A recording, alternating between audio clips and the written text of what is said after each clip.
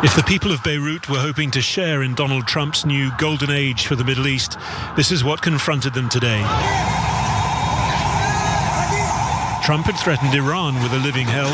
Instead, Israel meting out what it called Operation Eternal Darkness across Beirut and beyond. The heaviest round of bombing yet. In more than a month of resumed fighting with Hezbollah, 100 targets struck across Lebanon in just 10 minutes. Israel has significantly intensified its assault on Lebanon, and they did so immediately after President Donald Trump and the Iranians announced that there had been an agreement to a 2-week ceasefire, which remains incredibly fragile, if it remains at all. But it's not a good sign for the people of Lebanon, because it appears that even though the 10-point plan that was put out by the Iranians indicated that all fighting needs to stop, including the war against Lebanon, Israel decided to go ahead and intensify their strikes, claiming that they're targeting Hezbollah, but the evidence proves otherwise. Now, Pakistani Prime Minister Shehbaz Sharif announced on Tuesday night that the ceasefire between Iran, Israel, and the US covers everywhere, including Lebanon and elsewhere, effective immediately. Now, Trita Parsi weighed in on this and said, it isn't just that the Iranians are showing solidarity with Lebanon. They understand that war in the region spreads quickly. And so there is a real reason, a military reason, an attempt at genuine lasting peace that is encouraging the Iranians to include this as part of their 10-point plan. But later, Prime Minister Benjamin Netanyahu of Israel said this. The ceasefire with Iran will not include Hezbollah. We are continuing hitting Hezbollah. And today, Hezbollah has suffered from the biggest strike against the location since the pager incident. We have hit locations Hezbollah thought they are safe. To the citizens of Israel, we promised you to restore back the security. There is a good security belt inside the Lebanese territories. Considering the fact that the IDF is striking civilian infrastructure, residential buildings, considering the fact that over the last 24 hours, they've slaughtered 2 additional journalists in Lebanon, I would venture to say that they are not targeting Hezbollah. In fact, their opening strike after the ceasefire was allegedly reached was on an ambulance. So if the Israelis are speaking, just know that they're lying, because they tend to do so, especially when it comes to questions of war and peace. And shamefully, the US government has decided that they're on Israel's side here. Barak Ravid, who worked for Israeli intel and is moonlighting as a journalist for Axios, says that the US says Iran ceasefire doesn't apply to Israeli strikes in Lebanon. So there's a lot of confusion about what's going on. The result from all of this is more dead civilians, of course, and journalists at the hands of the Israelis. And to help us get a better understanding of what's actually happening on the ground in Lebanon is an incredible journalist, someone who I've highlighted on our show before. Her name is Courtney Bonneau, and she's been doing insanely courageous reporting on the ground and has uncovered numerous IDF war crimes. Courtney, thank you so much for taking the time to be with us. Thank you so much for having me. So I want to kind of start off right off the bat to get a better understanding of what Israel did in fact target through these strikes. There were over 100 strikes. They intensified these attacks. I don't trust anything that comes out of Netanyahu's mouth, but you're on the ground. So explain to us what you've been seeing. They're targeting civilians. They're targeting residential areas. They hit indeed 100 locations in 97 different towns in 10 minutes. So you can imagine what that was like. My building was shaking. It was horrifying. The situation is critical, and they, like I said, they've been hitting residential areas. They hit a bridge, the last bridge out of South Lebanon that connects it to the rest of the country. So this is civilian infrastructure. This is a war crime. They just hit this bridge a few hours ago. But the attacks today, they were the worst that I've seen. And why do you think Israel decided to intensify these attacks against Lebanon? There had been some reports, not in US media, but if you listen to some military experts who know how to gather some details about what's actually going on, Hezbollah had destroyed over 100 Merkava tanks belonging to the IDF. It looked like the IDF was planning to retreat, like to basically withdraw. And then the ceasefire gets announced and we get the exact opposite. So what do you think is going on here? I think what's going on here is what has been going on here for decades. It's a land grab.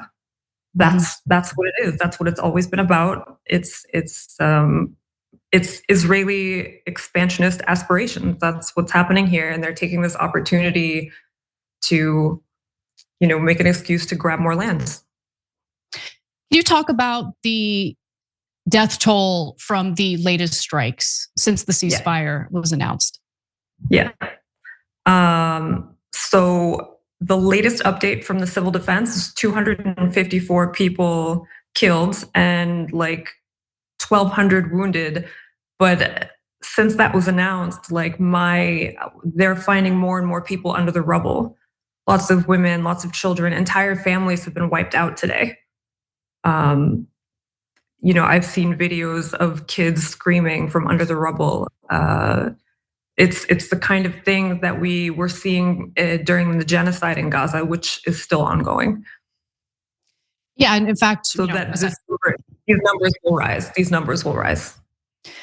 Yeah, in fact, I shared that 2 journalists had been killed in the last 24 hours. Another Al Jazeera journalist was also killed in Gaza. So when you look at the specific people who keep getting killed over and over again, right? Whether we're talking about peacekeepers, rescue workers, journalists, it is just very hard to believe anything that comes out of Israel in regard to, we're going after Hezbollah. And I want to talk about Hezbollah a little bit because I got a little bit of backlash, very little though, which was telling. Did you know that the average employer has to sift through about 250 resumes just to find a single job? It's an insane amount of work and honestly a huge waste of time. Well, if you're hiring, here's good news.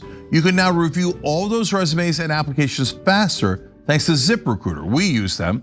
ZipRecruiter has a new feature that instantly shows you the most interested qualified candidates first. And today you can try it for free at ziprecruiter.com/TYT. Look, their matching tech is so good that it finds the qualified people for you.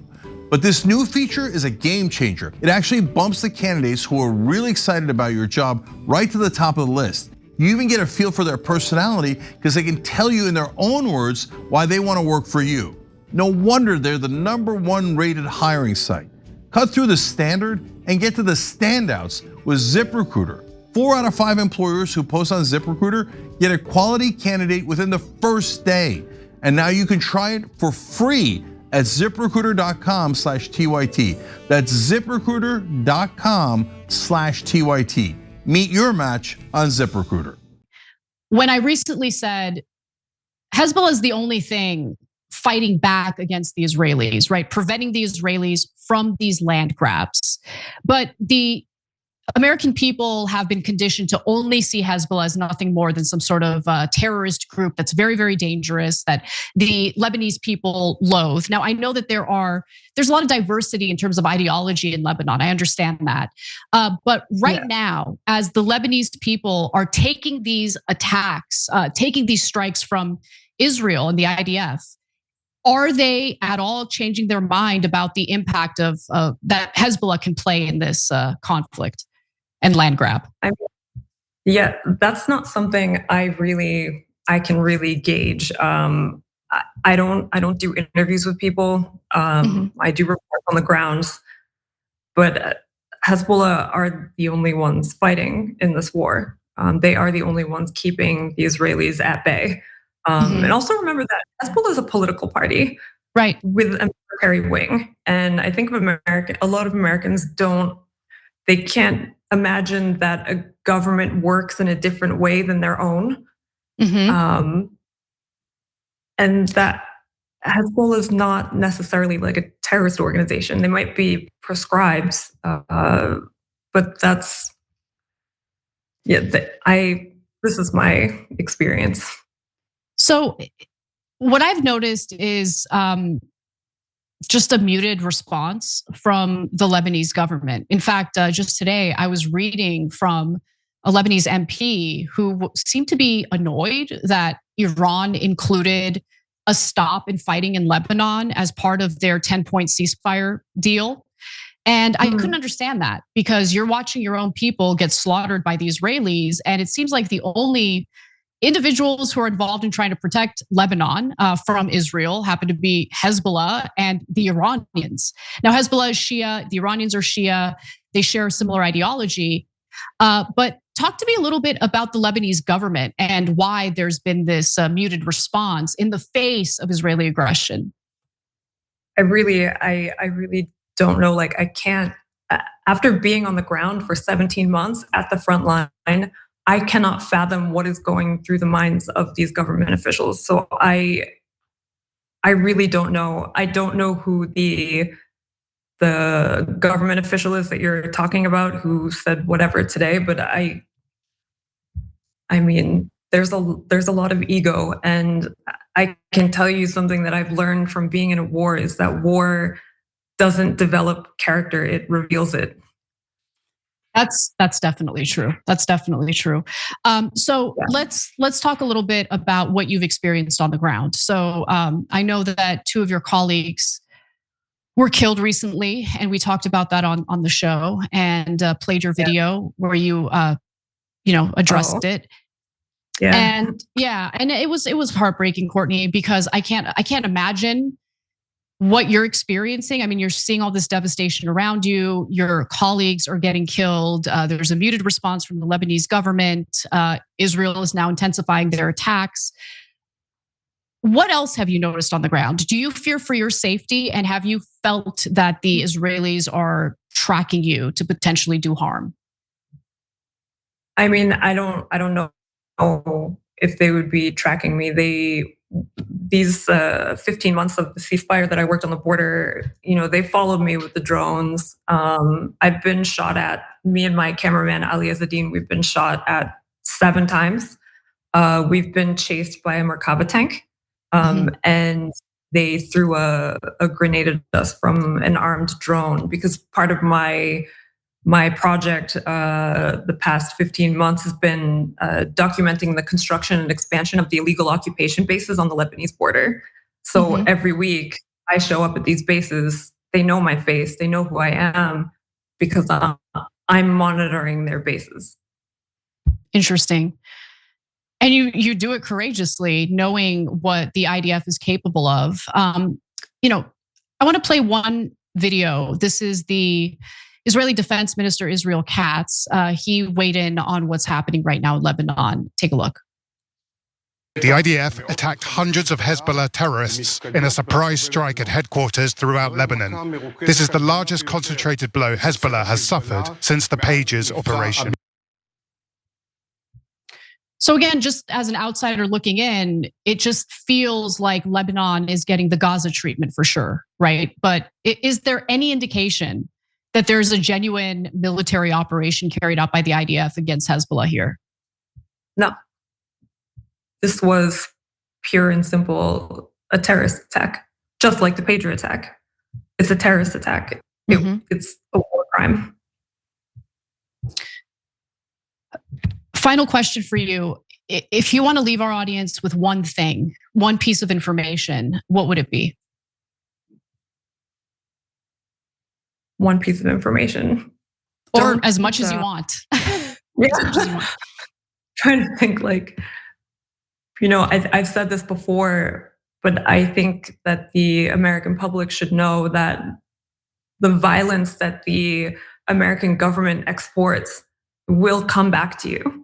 It will come back home eventually. And the same tactics that they're using here in Lebanon and that they use in Gaza, they will turn on the American people.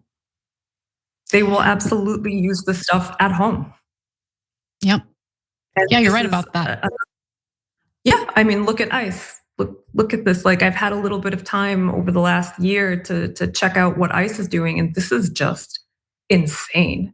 This is insane that this is happening. And this is, my second point is also realize that what's happening here is not like a religious war or anything. This is a ruling class problem. So there's us and there's the ruling class.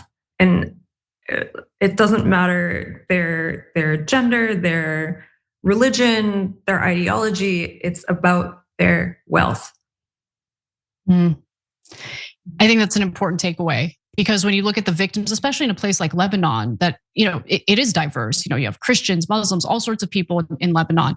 No one's been safe from these Israeli strikes. This isn't a religious war. As much as Israel, I mean, the U.S. hasn't even attempted to sell us on why we would support Israel in this at all.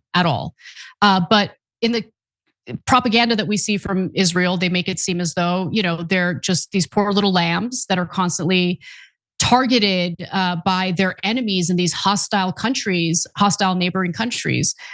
Stop expanding your borders. Hezbollah is not going to attack you if you're going to just recognize and respect borders, but they just don't have the capacity to do that. It's insane. Thank you for the work you're doing. I really, really appreciate it. I appreciate you spending the time with me to answer some questions. It's like 2 a.m. over there in Lebanon right now. Yeah, I've been awake for like 24 hours because of the bombing last night and all day today. And I'm sorry about the lighting. We don't have electricity right now. So No, don't worry about any of that. Thank you so much for having me on. I really appreciate it, and I hope that what I said was useful in some way. I hope it helps. You're under a lot of pressure right now and a lot of stress. So I really encourage everyone to go beyond this interview, which you did great. But where can people find your work so they can follow your on the ground reporting? On Instagram or on Twitter, Courtney Bonneau Photography. Thank you so much, Courtney. And please keep in touch. If there's anything that you want our audience to know at any point in time, please reach out to me and I'll be happy to share that.